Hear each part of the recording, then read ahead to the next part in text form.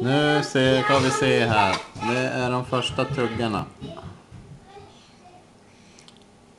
Kommer sked nummer 2 in där.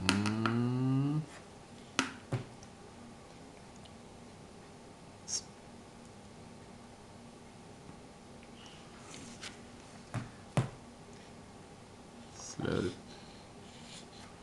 Ja. Potatis och...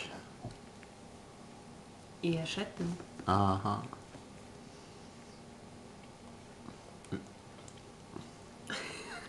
Hon verkar ju ganska nöjd.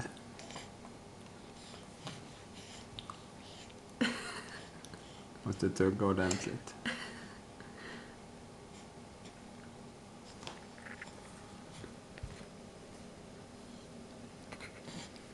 Oj, oj, oj. Nu smet den ut.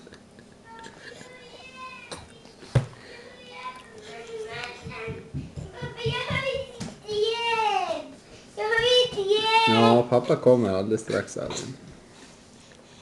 Jag tror inte Vilma vill ha något mer just nu. Vi får prova lite mer sen.